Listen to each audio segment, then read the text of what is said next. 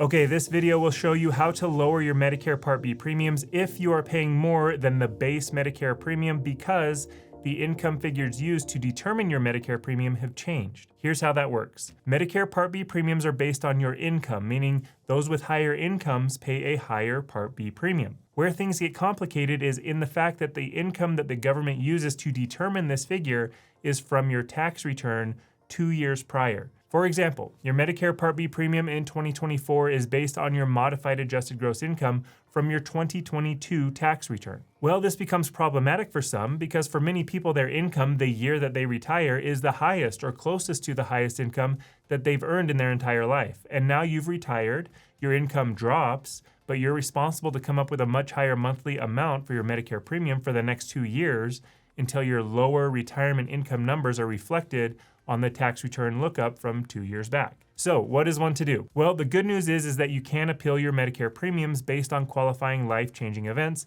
and you do this by completing a form called the SSA 44 form. Let's go through the form and how to fill it out. But before we do, it's important that I point out that this is not a hack, this is not a trick, this is not some backdoor secret way that will help you avoid paying something that you're supposed to pay. So if you're thinking that you're going to pull a fast one on the government, good luck and proceed at your own risk. Okay, the form has 3 main pages for you to fill out. Here is the first page. I do want to bring to your attention the first paragraph here. You can schedule an appointment with your local Social Security office and go into the location to complete this and turn it into a Social Security employee. You can also fill this out and fax or mail it in, so you have options. Okay, you'll first need your name. I would recommend that you use your name as it appears on your Social Security card, and then your Social Security number comes next. You'll see the income ranges here and the additional amount someone would need to pay on top of their regular Part B premiums based on their modified adjusted gross income. Okay, page 2 is where you would check what the life-changing event was that reduced your income lower than it was 2 years ago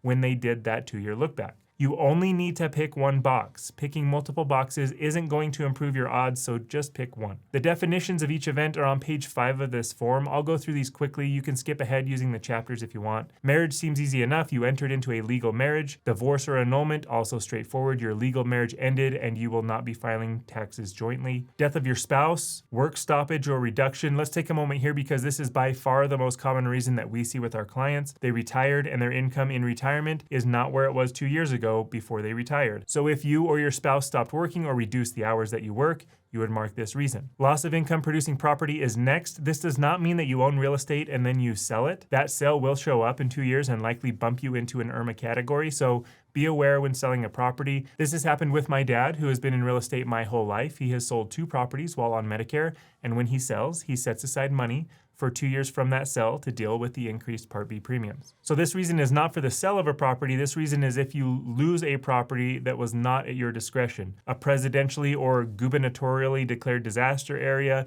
destruction of livestock because of a natural disaster or disease, loss of property due to arson, or loss of investment due to fraud or theft. Okay, 2 more reasons left. Loss of pension income. This would be if you or your spouse's employer pension plan changed or went away. And finally, an employer settlement payment. You or your spouse received a settlement from an employer or former employer because of a bankruptcy or reorganization of that company. So just pick one and put in the date that this happened. Again, the most common is work stoppage, so put the date that you stopped working. The next part is where you will put in the year that you experienced the reduction of income. You would put in your adjusted gross income from line 11 of the IRS Form 1040, and then put in any tax-exempt interest income. This would be from municipal bonds if you have participated in those and can be found on the line 2A of the IRS Form 1040. If this is all happening this year, for example, you retired in March and you're dealing with IRMAA for the rest of this year, then you would need to submit your estimated adjusted gross income for the year. You can work with an accountant to help best estimate this number.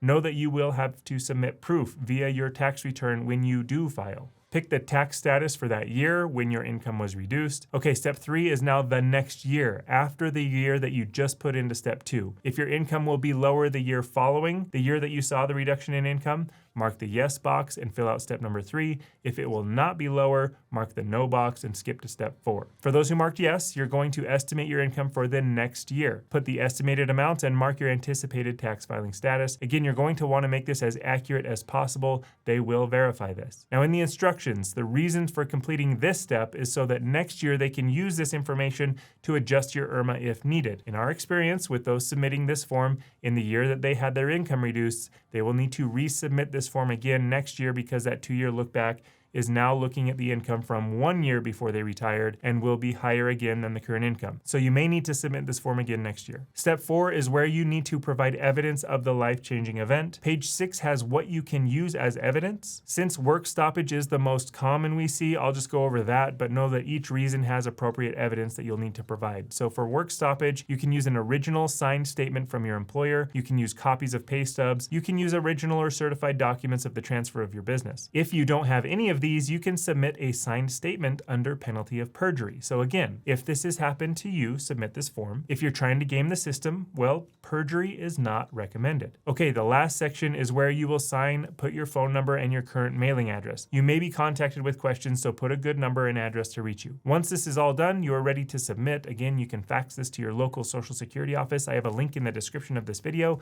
that will help you find a local office and its fax number. Look, faxing isn't super common these days, but you will at least get a delivery confirmation. Your other option is to mail it into the Social Security office. I mentioned this all the way back at the beginning, but if you want to schedule an appointment with a Social Security representative, you can do all of this in person as well. Please do not just walk into your local Social Security office. You will want to schedule an appointment. If you were paying higher premiums for a few months before submitting this, you should see a refund of the overpayments. I can't guarantee that, but that is what the publication put out by the Social Security Administration says here.